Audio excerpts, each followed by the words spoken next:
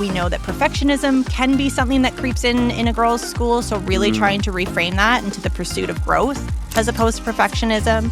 And again, always just focusing on what the students need and adapting to their individual needs. But one misconception that I often think about is that sometimes people will say that teaching younger grades is easier. And I would like to argue, I think teaching the younger ages is an incredible task that takes such dedication and passion. And you really are building the foundation for all future learning. So you're inspiring that love of learning from a young age, that curiosity. You are setting up the skill set that is going to take them right through to grade 12 and beyond. That self-management skills, communication, thinking skills, all of those good things.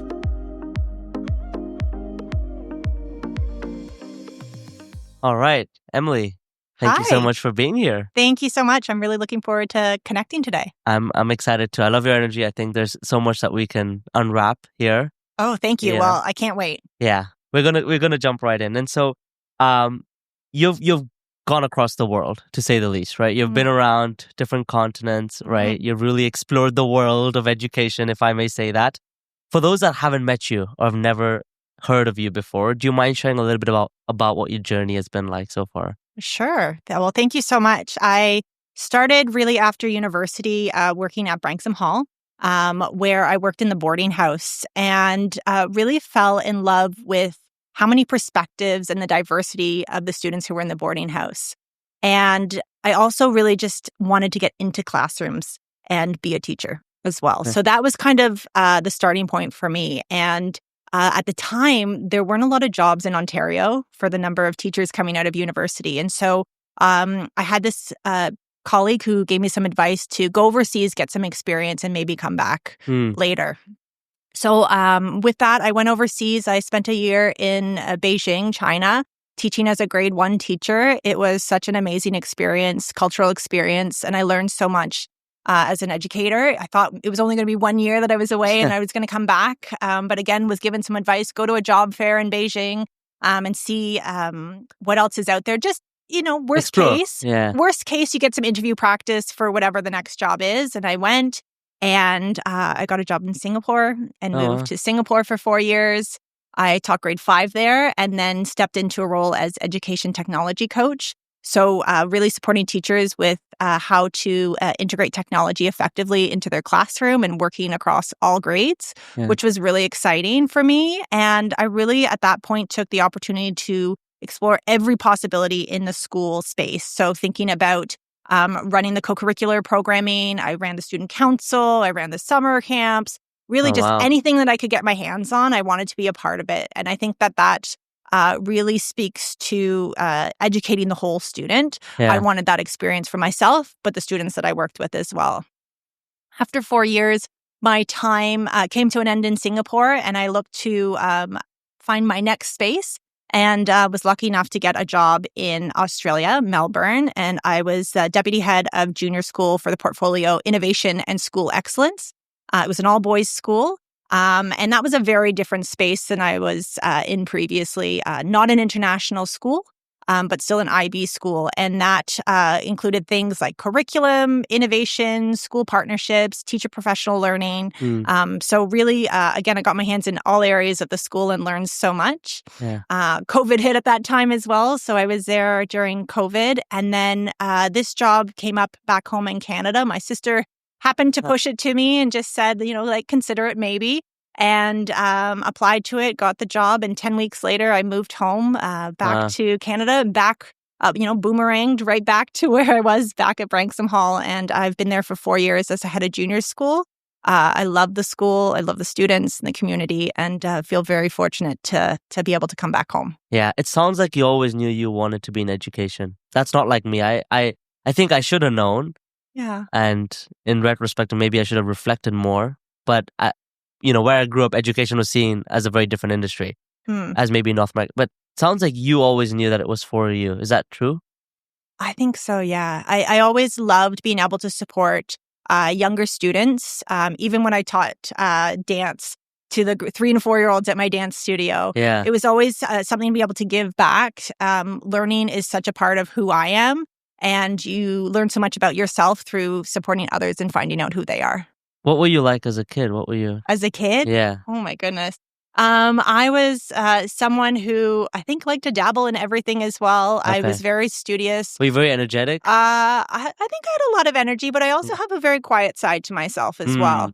I was very into the arts. I loved to dance. I loved all the choirs and music and bands at school, the performing arts. Wow. Everything I was not good at. Like I hated that. Like I was really bad at it too. So. Well, I used to be, like in every play, there's the tree that does nothing. That used to be me. Well, the tree is an important part as well. That's what my teacher would say too. And then I would never get any other role. Every person on the stage makes the performance, so that's an important I've heard piece. that before. Yeah. Yeah. Wow. No, that's incredible. Mm-hmm. And what is something that, when you've been across different continents, maybe I'll ask this in a different way. What's something that's consistent amongst every place that you've been when it comes to education in junior schools? That's a great question. I think one thing that's always been really important to me and my philosophy is to be really globally minded.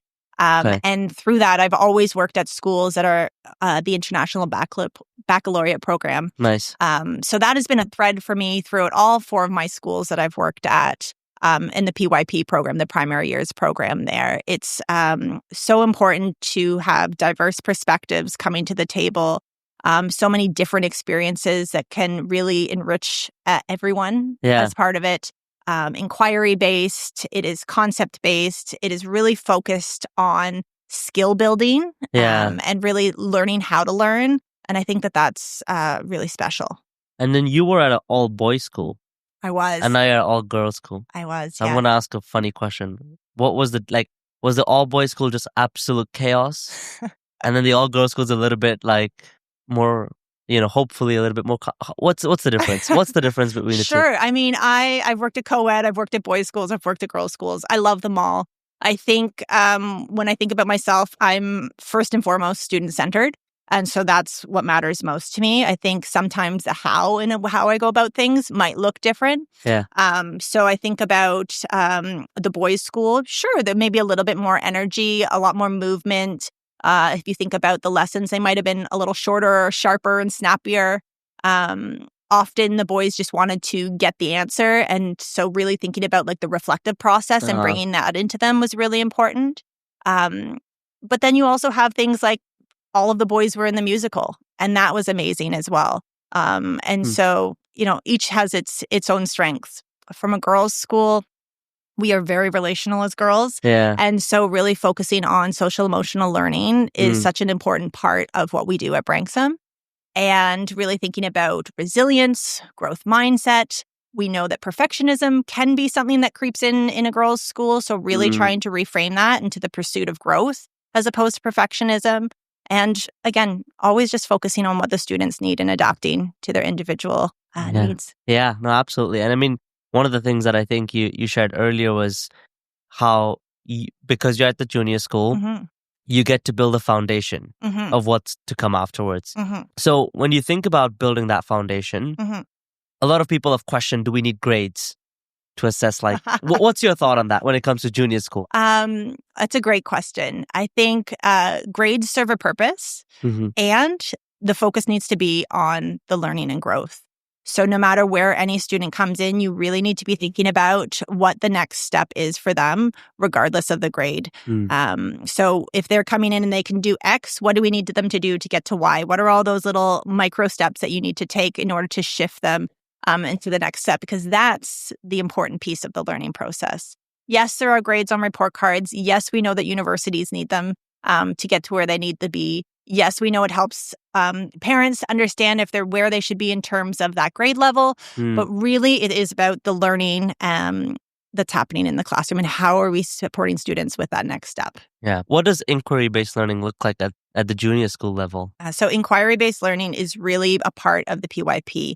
And curiosity is central to that. So really fostering that natural curiosity in our young minds and helping them unfold what is ahead of them in terms of what they want to learn as well. So there is guided inquiry where there might be provocations that are set up to really invoke and spark that excitement for learning, that curiosity for learning. We're really wanting students to ask great questions and learn how to find out what they want to find out, explore together, use each other, collaborate in order to find those things. Yeah. It's a really, really special thing when you can have student agency, voice, and choice come to life in the classroom. So students are really advocating for what they want to learn, how they want to learn, what resources they want to use to get there. And when they have that sense of buy-in and purpose as part of their learning, it's really magical. Do you think that's what's going to define learning at the junior school level for the next 5-10 years? Is that what you think is going to be the foundation of learning, what learning looks like at junior school? Or do you think there's like a new way of learning that you're starting to see come through? Well, I think inquiry-based learning is such a pivotal part of the primary years program. Okay. And I think that inquiry-based learning is what happens in the real world. When you're trying to solve a problem, you need to be asking questions, trying different things, curiosity. testing. Yeah. That whole design thinking and innovator's mindset just really comes to life. And so I think this is the future. Yeah. And so being able to set our students up, our girls up for success with building this skill set at such a young age is fantastic. Okay.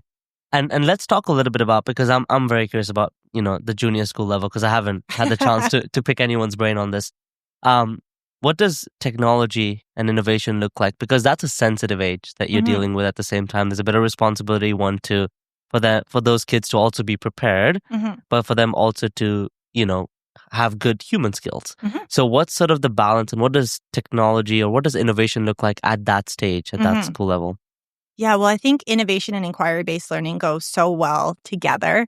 And innovation is really thinking differently, trying new things, problem solving. And so sometimes technology is a part of that, and sometimes it's not.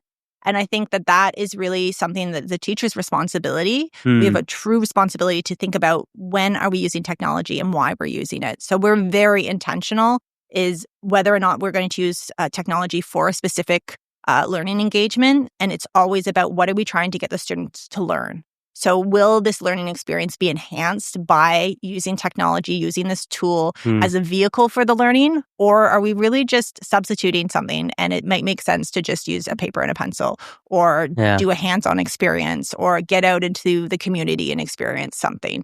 So it's really, it's a balance, but we really think intentionally about when we're using it to really enhance the learning experience. So if I was to come to the school when the semester starts, how much would I see the kids use it? Is it like once a day, like roughly? Is it like they're using it every day, like some piece of technology? Is it like they're using it once a week when there's something really important behind it? Because when I was in junior, I had to use a pen. I wasn't even allowed to use a pen.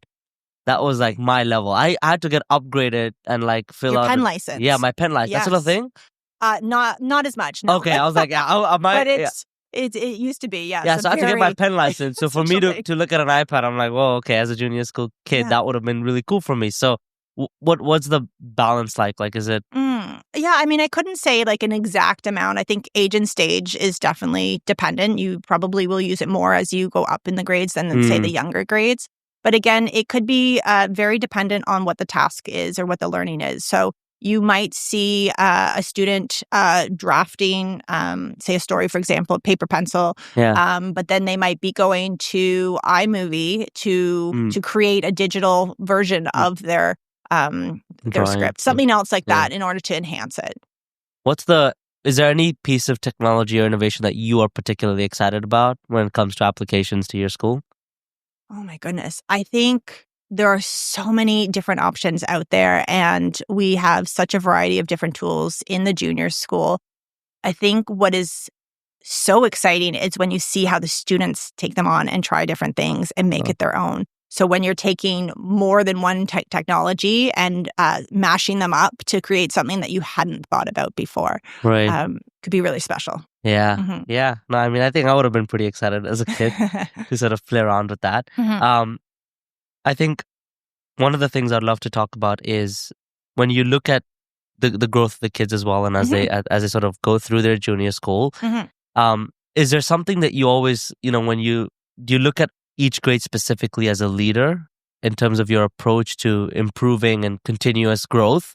Is it like, okay, today I'm going to look at XYZ grade, and I'm going to look at like reflect on what we did, what we could do better? Or is it more of a holistic view? Like, is there a bit more of like a focused on each grade, or is it more like higher level than that? I think in my role, I'm looking at the whole junior school. The whole school. And really trying to create a strategic plan, a vision for the junior school that is going to set up every grade and every student and every teacher within it for success as we move forward.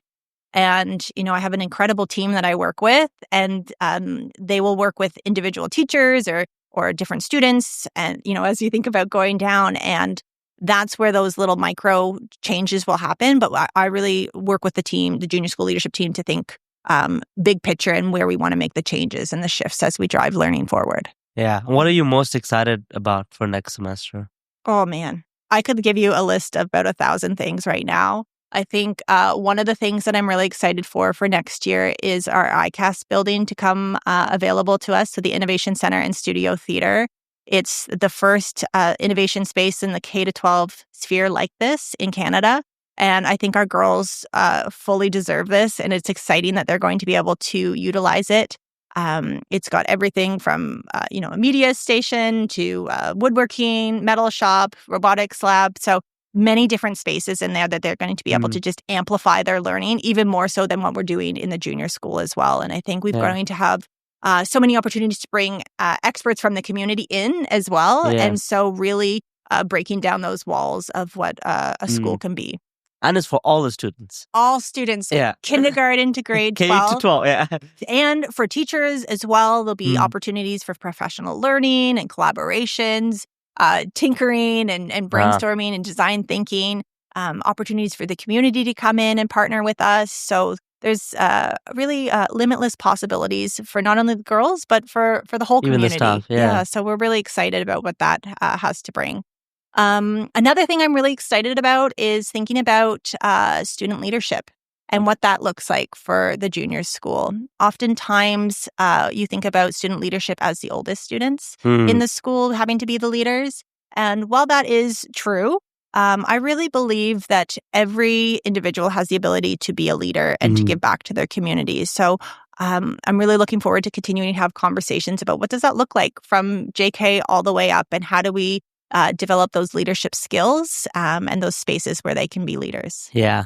I mean, I think I believe that leaders are made, not born. I think you could put yourself in situations where you'd start to lead a little bit more and learn from others. And I think that space will also prove as more of a bridge than already is between the two worlds of the junior school and the senior school, and allowing the younger kids and the older kids to interact with one another more frequently.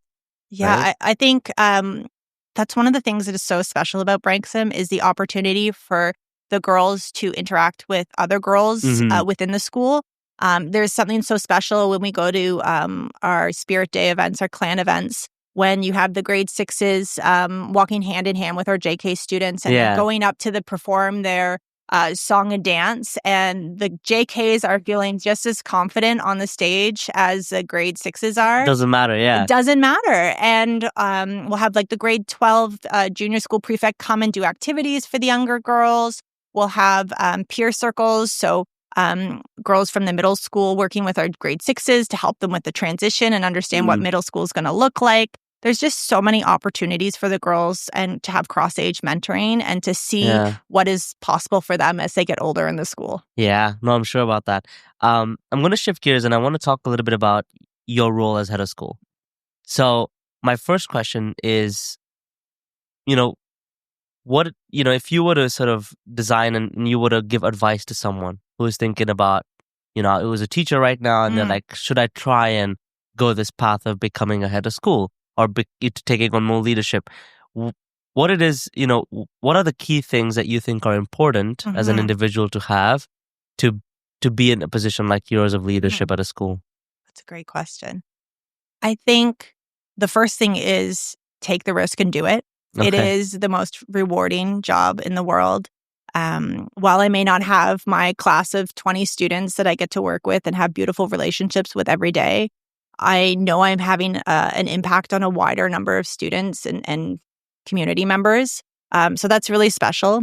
I think constantly be in the classroom still, though, and see what teachers are doing, see what students are doing, stay connected to them. That is an important piece that I never want to lose.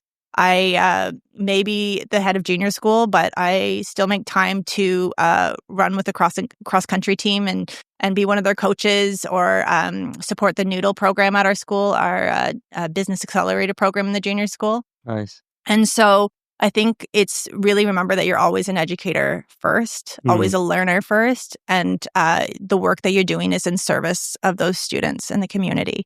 Yeah. So, what is the big difference between being a head of school of a senior school and a junior school? Well, I haven't been a head of senior school yet, so I couldn't speak to all of the differences that I might face. I mean, you're working with a different age group, with different needs.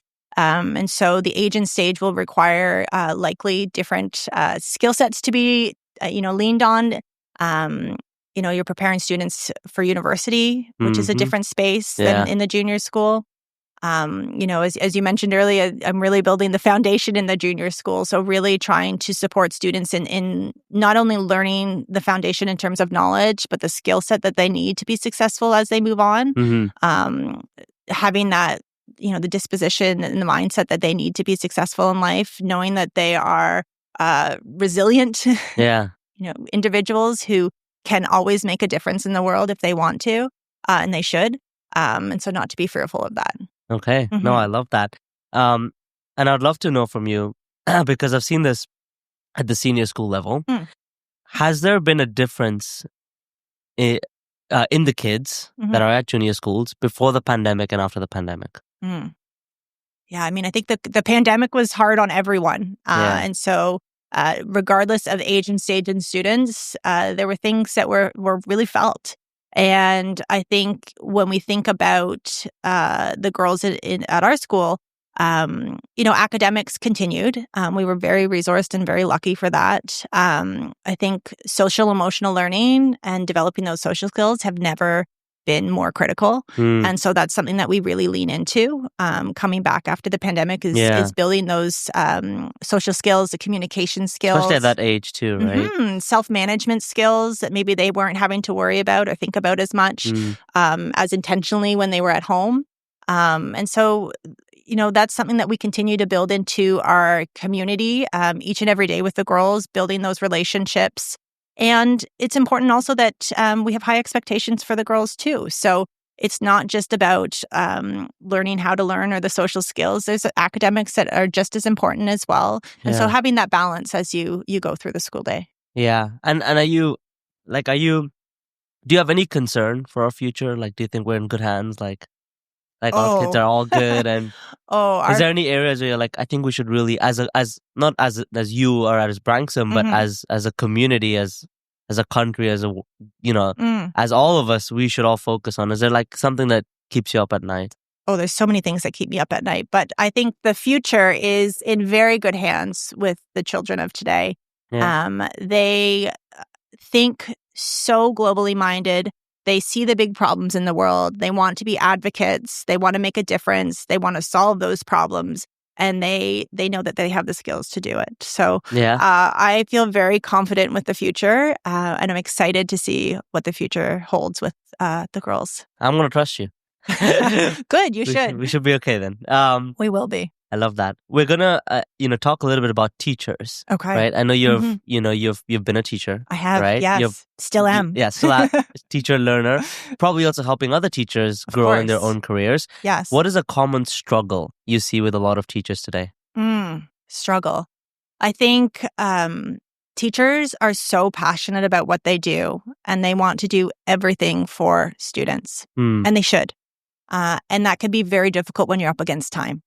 And so helping teachers really be not only effective, but efficient in what they're doing, and thinking about where they can really move the needle for the kids in their care. So that's one thing that I really think about that teachers struggle with. And one thing that I guess I would say, not a struggle, but that can often be a challenge is when they see data. And so we really look at data as something that is a gift. It is something that is exciting. It is something that we can really, use research to inform our practices. And then when you see the data shifting because of the work that you're doing and the instructional practices that you're putting into place for the girls, man, it is exciting. And you see the teachers light up when they're seeing that their kid is making progress throughout the year. So how you track, is that like grades? What type of data are we talking? Data, I mean, depends on what it is. So there's different assessments that we do in terms of reading or phonics or math. And that really helps to say, is what the instructional practices that we're trying to do, are they working? And if not, that's okay. But we need to know. We know, and we need to shift them. So things like that. So we'll track that over time. Is there something that you think or you believe that you did as a teacher that worked really well that you don't see many teachers doing? Oh, gosh. I mean, when you started the sentence, you say, what's something that you did really well? It's not something that I don't see teachers doing. I actually see a lot of it. And that is to simply care about the kids. Play with the kids. Care about the kids. Care about the kids. Yeah. Okay. If you truly care about the kids, they feel it. And that will help them learn. Having a strong connection to an adult in the building makes such a difference. And it's one of the indicators that will help with the biggest amount of growth for any individual. If they feel cared for, if they feel like they have someone to go to, if they have someone in their corner cheerleading them, that real sense of belonging and connectedness is essential. And it's not something that's unique per se, but it really makes a difference. Yeah. And is that something like, let's, as you grow the school, what do you look for when a new teacher comes to you? Like, when I'm hiring? Yeah. Well, the connection with the kid is, of course, important. But also they can't have a connection in like a day, right? So. Well, you'd be surprised. So we do teacher observations as part of our interview process. And you can tell when teachers really... It's a gut feeling, you think? Yeah. It's very instinctual. Yeah. Kids know when you are being authentic with them, when you care, when you make the effort to get to know their names, or you pick up on the fact that they really enjoy a certain sport or something like that. You call it out a little bit. Yeah. So they know. They know immediately, and they can tell the community that you're creating in the classroom very easily by the way you, the different classroom management strategies that you use, the different types of activities that you build into the learning engagements. If you're just having the kids sit there and, regurgitate back something or just listen to something being inputted to them. It shouldn't be passive. Making the experience fun and engaging, and that connection is essential. The learning will happen. Yeah. They'll learn. Yeah. Absolutely. I mean, there's so much for them to learn, right? Yeah. So that they'll definitely, they'll find that learning.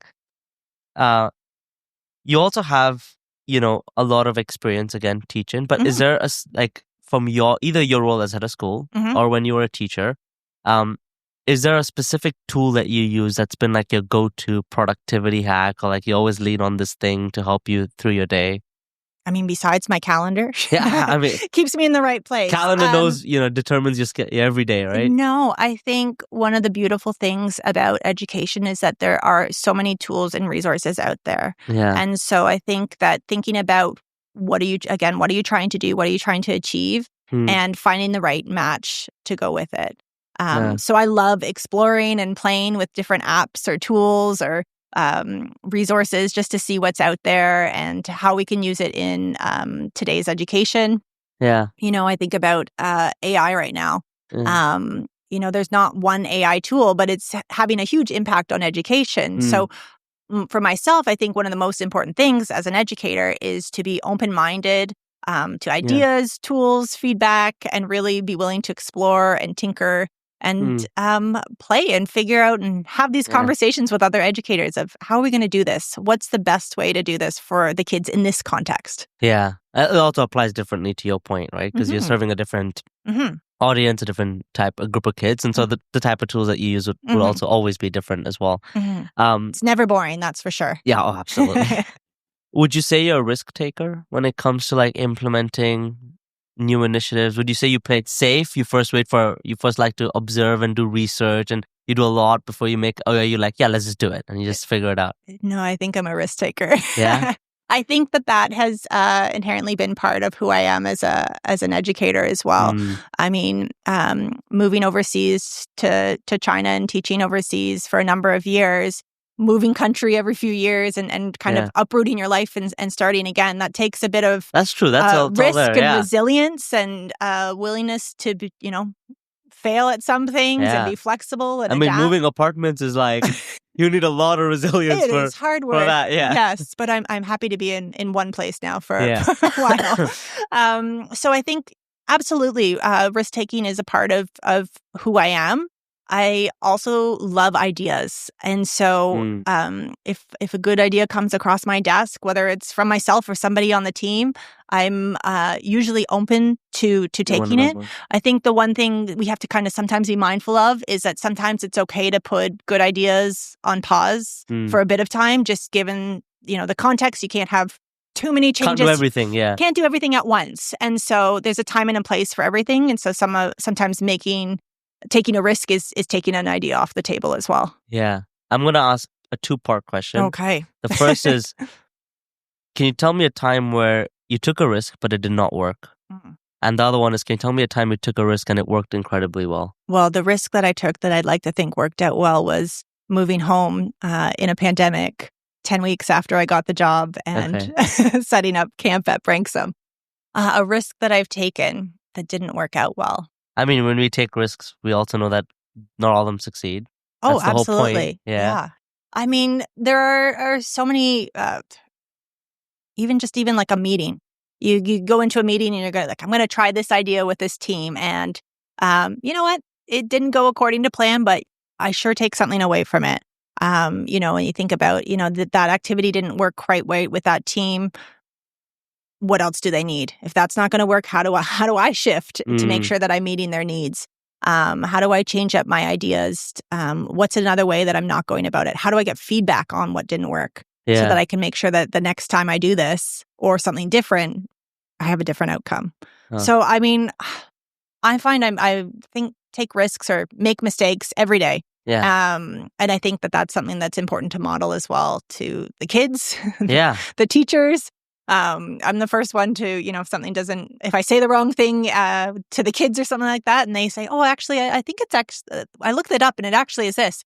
Well, great. I've learned something new today too. Thank you so much for helping me advance my own knowledge in that way. So that's, always got to be a learner and a bit humble as well. It's all part of the process, right? Yeah. And when new teachers join Branksome, do you train them? Or they go through no training and it's like, straight into the classroom and you figure it out? No, we really want to be as supportive as possible with our new faculty as they step into the community.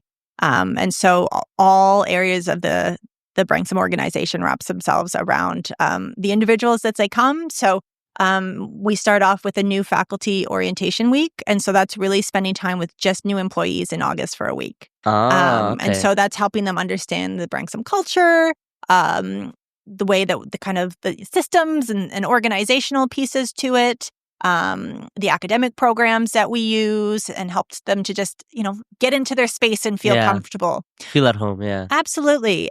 We partner them up with a mentor, somebody else in the junior school. So that's someone that they could have informal conversations with throughout the year and just, ask about what is this event that's coming up that I don't know about.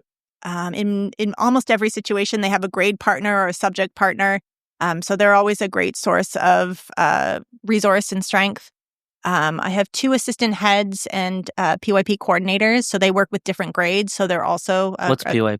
PYP coordinator. So they're a curriculum coordinator for the primary years of the IB. So they're really helping teachers plan and decide what they're going to be learning for their units of inquiry. So they're a great resource. We've got learning leads. So we've got a primary and a junior learning lead, as well as a learning strategies lead. So focused on literacy and numeracy support. So that could look like one-to-one, shoulder-to-shoulder coaching. It could look like team teaching in the classroom. So sounds like a lot of support. There's so much support. I always feel that. But I think it's important because starting at a new school, there's so many pieces to the puzzle to learn and to learn quickly, and especially as an independent school. the pace can be quick. So you want to make sure that you're finding opportunities to slow things down for people so they can understand the base before they keep going. Yeah, no, absolutely. I'd love to talk a little bit about school culture. When we were speaking with Leanne from UTS, it's a school that is academically rigorous, relatively, right? And so it's very important that as a head of school, part of your responsibility is making sure that any new student that comes in will fit into that culture. So as part of that, maybe a two-part question again, but how would you describe Branksome's culture? And two, have you ever said no to a parent because you felt like that wouldn't be the right place for their kid? So it's not just me who's deciding who comes in and who doesn't, but we have an admissions process, and it's always a team approach. And so it's not just about also the student being the right fit, but the family being the right fit. So really understanding from the family what they're hoping for their child's education, and making sure that what we can offer is what they're looking for. And so it really is kind of dating the family, going, is this the right fit for you? Is this the right fit for us? And the reality is we only have so many spots in our school. You always run out? Like, is it like a fight? I don't know if it's a fight, but it is an admissions process. And so sounds like a fight. Sounds like a nicer way of saying it's like a pick me. No. Well, and so, I mean, the hardest part for me is that we can't take everybody. Yeah. There are limits to class sizes. And you want to maintain that too, right? To maintain your culture, otherwise you... Absolutely. And, sometimes for whatever reason, a family isn't able to join us one year and we never close the door. Like maybe the following year is a better fit, some years have more spaces available than other years. So it might be just waiting until that next major entry year comes up as well. So it's a variety of reasons. Yeah. No, that's fair. I mean, I think it's always interesting to look at it. So I'm going to shift gears into our next section called Beyond the Classroom. So I'll rapid fire. So I'll throw you a question. I might throw more than here. But you could give me a response in under a minute or so. Sound okay? Sounds great. Okay. What would a younger Emily think about the person you've become today? What would surprise her the most? I think she would be very surprised of where I am today. But I think she would also be very proud. I think she would be very proud of how resilient I've been throughout my journey. I've never been afraid to try new things, to push the boundaries, to take on responsibilities that I didn't know if I was quite ready for, but was, just ready for the challenge. Jumped in and ready for the challenge. So I think she'd be very proud of the journey that I've had and where I am, and also excited about what's ahead, because I think I've had such a well-rounded, beautiful journey into the point where I am now, but I don't know what's next beyond, what the future holds. And so I'm really excited to see if I look back in, another 20 years, the journey that I'll have taken at that point. When you were younger, were you always like, I'm a risk taker, I like to take on things with more responsibility, I'll say yes to it and I'll figure it out? Or is that why it's a little bit surprising? Because maybe as a child, you're a little bit less risk, taking, and it was more like, I only want to take on what I absolutely know. And have you changed in that way as a human? Yeah, I think I like to follow the rules a lot more as a child. Whereas I'm more willing to bend the rules or break them a little bit in a safe way. It sounds like it sounds like the teachers might have loved you as a kid when you were done. I don't think I could say so. I don't think I could say this for myself, because I know my teachers weren't a big fan of me. I was a very chaotic kid. I'm sure they still loved you too. Yeah, I think so. I hope so. I think when we spoke with Grace, I think she was extremely she was wonderful, and she was really also expressive about the fact that how people misunderstand teachers and how we think we quote unquote get the summers off and it's a lovely job and we get 4 months off and we can go to the beach and have a good time, but really it's work throughout the year. What's one misconception about early education that you think a lot of people in the world get wrong? Well, I want to first agree with Grace. It's an incredibly difficult profession and teachers work incredibly hard. And so it is not just getting the summers off. They are taking courses and doing many things, planning for the following year. But one misconception that I often think about is that sometimes people will say that teaching younger grades is easier. And I would like to argue try the opposite. Yes. I think teaching the younger ages is an incredible task that takes such dedication and passion, and you really are building the foundation for all future learning. So you're inspiring that love of learning from a young age, that curiosity. You are setting up the skill set that is going to take them right through to grade 12 and beyond. That self-management skills, communication, thinking skills, all of those good things. And also planting the seed, absolutely. Planting the seeds and really building the base of that knowledge as well. So if you don't get those foundational skills right, it's really hard to build the house. Yeah, no, I would 100% agree. What's the coolest project you've seen a student create? Oh, man, every time I walk into a classroom, there is something it's a volcano. that lights up the students. One of the things that I'm really passionate about and excited to be a part of is what I mentioned earlier, the Noodle Junior program. So Noodle's our business accelerator program at Branksome Hall. So 3 years ago, we brought it down into the junior school. So we've got grade 4, 5, and 6s who are essentially building their own businesses. Oh, wow. And so they fall in love with a problem in the world.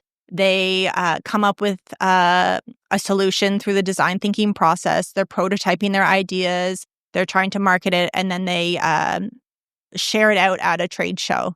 And so we've had some really interesting and creative products that have come out of this. One that comes to mind all the time is we have a business who's created 2 apps now. Again, they're in grades. They just finished grade 6. What was I doing? I mean, I know it puts us to shame a little bit. So one company's built two apps. One was teaching kids to code by kids, and then the other one was a bit of a self-management productivity app for students. Wow! So great ideas. We've also have students who have come out of the Noodle Junior program with ideas of how to clean pollution in the oceans or reduced food waste through other products. So just really big world problems that they're thinking about and trying to solve already. Even things like we've had one group this year, one business, do a podcast about women in sports, which is so important for girls to be seeing role models and been advocating for women in sports as well. So I just love the diversity that comes out of these projects, these businesses, and looking forward to more ahead. We should get them to the studio. They would love that. Let them film here, right? They would really love that. Let them get the feel, the full feeling. Oh my God, that is incredible. Wow. I never thought that that's possible for a young, such a young group, but it's incredible. It truly is. And when you don't put limitations on their thinking, they do great things. Who's teaching them like app development? Like, is the teachers teaching them? Are they getting other folks to teach them? Yeah, well, computational thinking and coding is connected to the curriculum, the math curriculum. But these 2 individuals in particular are often teaching themselves as well. They're very advanced coders. Wow. Yes. Yeah. Oh, I should take notes for myself. They'd be happy for you to try the app, I'm sure. Yeah, I definitely will. I'm waiting for it. You should send it to me. What is something that not many people know about you? That I am truly an introvert. Huh. Mm-hmm. Look at you on the podcast. Put me on the podcast. Yeah, I love, that my job allows me to interact and communicate with so many different people. Yeah. But I really need my downtime, that quiet bit, whether it's taking the dog for a walk in the evening or going paddleboarding on the weekend. That time to really just reflect and be mindful of my day and my week. Yeah. So that I'm ready to go and give it my all again. Yeah. You know what's so interesting, Emily? I, as a child, was always a bit louder. I'd always got. So I always thought I'm like super extroverted on the right, whatever scale that is. Mm-hmm. And as I've grown older, maybe, I don't know what it is, but I always find that I have to have time to myself. Mm-hmm. Like if I don't have like some peace, alone time, I can't operate as my, and it's like, it's interesting to see how that's evolved. Like now I put myself like sort of in the middle. Like I could be speaking and talk to people, but like at some point I have a battery that's like, okay, I need to go home and charge this, you know? Yeah. I need to spend some time alone or like read or like go on a walk or watch Netflix or like just do something alone, right? So yeah, I think that's a leadership lesson I've actually learned in the last few years, is that you really need to take that time to yourself, because if you are not refueled and re-energized, you can't serve others. Can't. And so it's so important that when you're showing up, you're fully showing up in your full self for others. What is something that you have learned from your students? Find joy in the small moments. Yeah. I love that. Mm-hmm. That's a really nice one. What is one part of your daily routine that you can't skip? I mean, I do have a new puppy. And so spending time just going for a walk with him at the end of the day is something that just brings me so much joy. You probably look forward to it. You're like, oh my God, I can't wait to like go home and like... I do look forward to it, but it's a nice way to unwind at the end of the day. I mean, he is obviously very excited to see me when I get home. Yeah. So it's something it's a nice way to cap off what is already usually a great day. Yeah. Oh my God, I love that. All right, that's lovely. I'm going to shift gears into our last section here, which is called the final question. Ooh, so I'm going to open maybe one or two questions from one of our previous guests, and then I'm going to have you leave a question for one of our next guests. So I might ask two, just because why not? Why not, right? I mean, I have you here. You're not going anywhere until I ask two, so might as well take advantage of it, right?